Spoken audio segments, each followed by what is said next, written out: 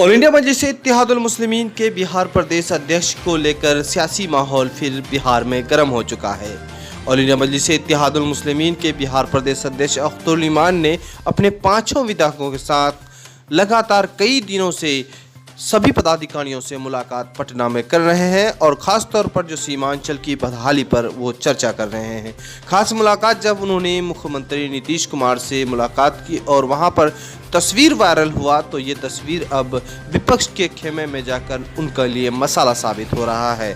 बताते चले कि अख्तरुल ईमान अमोर विधानसभा से इस वक्त विधायक हैं और साथ ही साथ अलग अलग क्षेत्र के मुद्दों को लेकर के वहां पहुंचे थे। उनका कहना है कि यहां के पिछड़ेपन का उन्होंने मुख्यमंत्री को अवगत कराया और साथ ही साथ जो 2017 में भयानक बाढ़ के कारण तबाही हुआ है, अब तक कुछ लोगों को बाढ़ का मुआवजा नहीं मिला है। साथ ही साथ ऐसे परिवार हैं जो जहां पर जो बाढ़ के कारण अभी भी बेघर हैं, उन मुद्दों को लेकर मुख्यमंत्री से मुलाकात की और बिहार के किशनगंज वाली अलीगढ़ मुस्लिम यूनिवर्सिटी के साख्य मुद्दे पर मुलाकात हुई।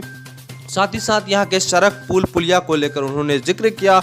स्वास्थ्य खासतौर पर जो अस्पताल है वहाँ पर डॉक्टर नहीं है, स्कूल में शिक्षक नहीं है, ऐसे मुद्दों को लेकर के उन्होंने मुलाकात की और ख़ास तौर पर जो एक मुख्यमंत्री से मुलाकात करना अब उसको महंगा पड़ रहा है। विपक्ष के खेमे में मिर्च मसाला मिल गया है और विपक्ष जो है सोशल मीडिया में इस वक्त तरह तरह की खबरें वायरल कर रहे हैं। ये कह रहे हैं कि बीजेपी या गठबंधन वाली पार्टी जदयू में कहीं MIM के विधायक शामिल तो नहीं हो रहे हैं। बताते चले कि अख्तरुल ईमान साहब वाहिद शख्स हैं जो पूरे हिंदुस्तान में भाजपा को रोकने के लिए किशनगंज लोकसभा से अपनी पहली दफ़ा जो चुनाव में खड़ा हुए थे, इलेक्शन में चुनाव लड़ने के लिए उम्मीदवार बने थे, उन्होंने कुर्बानी दी थी और वो चुनाव से हट गए थे और यहाँ पर कांग्रेस को बड़ी कामयाबी मिली थी।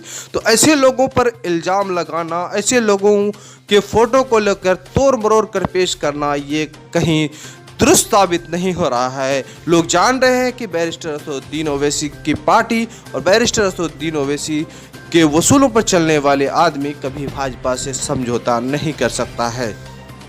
भले ही आप कांग्रेस हो या TMC हो या अन्य दल या BSP हो, ऐसे दलों के जो विधायक हैं वो बिक सकते हैं, वो मंत्री के लालच में जा सकते हैं, लेकिन मजलिस इत्तेहादुल मुस्लिमीन के जो है विधायक हो या सांसद हो वो कभी हिल नहीं सकते, वो समझौता नहीं कर सकते।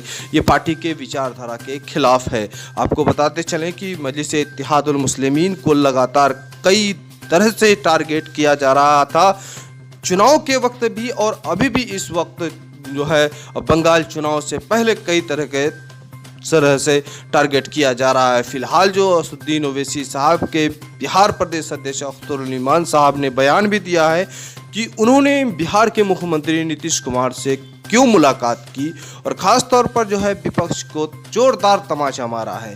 खास तौर पर उन्होंने सीमांचल के बदहाली के बारे में जिक्र किया है, अलीगढ़ मुस्लिम यूनिवर्सिटी के बारे में जिक्र किया है और उन्होंने यहाँ पर जो जितने भी मसाइल है, आज अस्पताल है तो उसमें डॉक्टर नहीं है, इन मुद्दों को लेकर बिहार के मुख्यमंत्री के साथ साथ अलग अलग जो उनके विभाग है, प्रधान सचिव हैं, उनसे भी मुलाकात लगातार कर रहे हैं। और साथ ही साथ आपको बता दें कि अख्तरुल ईमान साहब ने कहा कि अगर हमारी बात नहीं मानी गई तो हम सीमांचल के चक्का जाम करेंगे, रोड पर आएंगे, तब यहाँ जहाँ तक हो सीमांचल की बदहाली को दूर करने के लिए अगर उनको जान की भी कुर्बानी देनी पड़े तो कुर्बानी देने को तैयार हैं। बहरहाल अख्तरुल ईमान अपने विधायकों से लगातार पटना में इस वक्त सीमांचल और बिहार की बदहाली को लेकर के चर्चे में हैं और ख़ास तौर पर जो है हर एक चीज़ बुनियादी मुद्दे को वो रखते हैं और पटना असेंबली में कई दफ़ा जो उन्होंने जो मुद्दा रखा वो बिहार की जनता भली भांति जान रही है।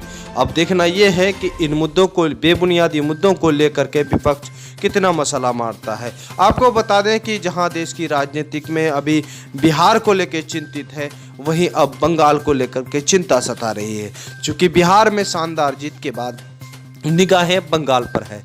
अब बंगाल में कल से चुनावी माहौल और गर्म हो गया उस वक्त जब पीरजादा अब्बास सिद्दीकी और असदुद्दीन ओवैसी साहब की तस्वीर होल्डिंग पे लगा दिखा। वहां पर अब चौक चौराहों में होल्डिंग असदुद्दीन ओवैसी की पार्टी ऑल इंडिया मजलिस इत्तेहादुल मुस्लिमीन और पीरजादा अब्बास सिद्दीकी की पार्टी ISF यानी इंडियन सेकुलर फ्रंट, ये तस्वीर आप जगह जगह जब देखना शुरू हो गया तो अब कहीं न कहीं सियासी माहौल गर्म हो गया है।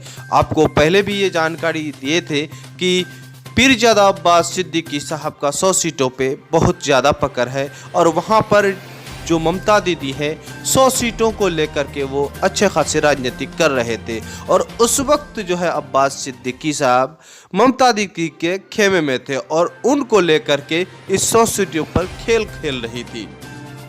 लेकिन इस बार जो है अब्बास सिद्दीकी क्यों खफा है ममता दीदी से, पहले ही प्रेस कॉन्फ्रेंस में उन्होंने कहा था कि हमारे पास कोई विकल्प उस वक्त नहीं था और ममता ही एक विकल्प थी और मजबूरी था उनको वोट देना और बीजेपी को रोकना। तो सारे वादे उनके झूठे निकले। तो ऐसा लग रहा है कि अब जो यहाँ तीसरा फ्रंट है और तीसरा फ्रंट में ISF जो इंडियन सेकुलर फ्रंट और असदुद्दीन ओवैसी की पार्टी और इंडिया मजलिस-ए-इत्तेहादुल मुस्लिमीन और कई 2 पार्टी शामिल होने वाले हैं। इसी वजह से अब वहां पर सियासी माहौल गर्म है। फिलहाल जो है अलग अलग राज्यों में चुनाव है, लेकिन बंगाल चुनाव ज़्यादा ही सुर्खियों पर है और बंगाल चुनाव से पहले मजलिस-ए-इत्तेहादुल मुस्लिमीन के बिहार के प्रदेश अध्यक्ष अख्तरुल इमान साहब भी अब चाह रहे हैं कि वो बंगाल का दौरा करें और 5 विधायकों को लेकर के बंगाल के अलग अलग जो है जिलों में जाने की तैयारी में है। चूँकि बिहार के मजलिस-ए-इत्तेहादुल मुस्लिमीन के प्रदेश अध्यक्ष बहुत अनुभवी हैं, क्योंकि उन्होंने जो इस तरह से पार्टी को यहाँ पर खड़ा किया शायद ही किसी आदमी को इतनी सूझबूझ हो। चूँकि पहली बार उन्हें नाकामी मिली, दूसरी बार लोकसभा में नाकामी मिली, फिर भी हिम्मत नहीं हारे और उन्होंने बुनियादी ढांचा को मजबूत कर पार्टी को खड़ा किया और पार्टी आज 5 सीट उनके झोली में आया और बिहार के अलग अलग जिलों में जाकर अब लोगों के दिलों पर राज करने लगा है। सीमांचल में लगातार 6 वर्षों से की पार्टी काम, उसके बाद सीमांचल से बाहर फिलहाल इस 2020 को गया और 2020 में भी उन्हें अच्छा खासा वोट मिले इस चुनाव में।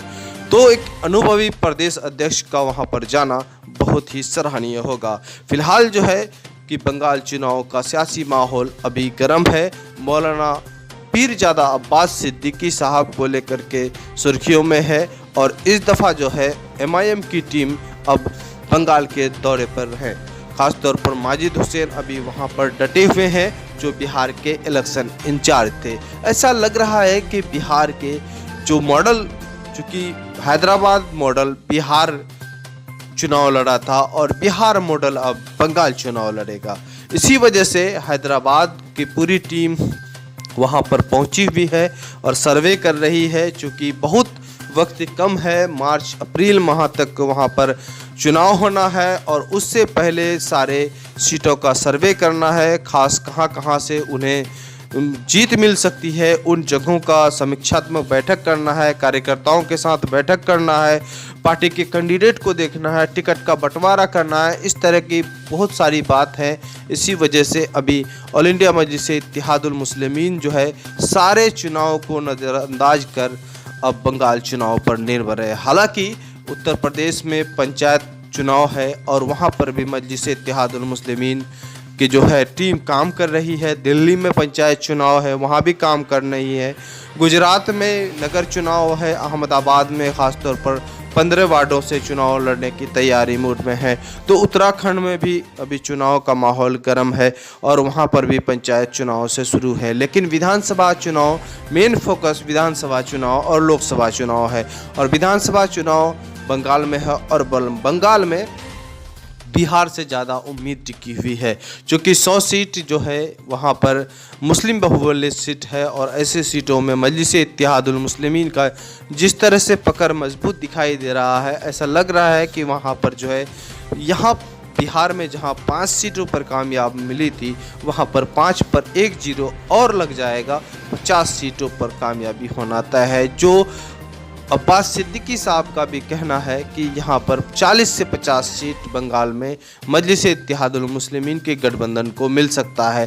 तो यकीनन है कि मजलिस इत्तेहादुल मुस्लिमीन फिर बंगाल में किंग मेकर साबित होगा और उन्हीं के बुनियाद पर सरकार बनना तय है। और उन्हीं के बुनियाद पर ममता दीदी की जब सरकार बनेगी तो यकीनन है कि जो मजबूरी थी वहाँ पर लोगों को टीएमसी को वोट देना। बहरहाल हम बात कर रहे हैं कि कई मुद्दे जो बिहार के सामने आ रहे थे, इस तरह से झूठी खबरें वायरल सोशल मीडिया में हो रहे हैं। ऐसी खबरों को नज़रअंदाज करके बिहार की तरक्की के लिए ऑल इंडिया मजलिस इत्तेहादुल मुस्लिमीन के 5 विधायक लगे हैं और ख़ास सीमांचल पर फोकस है।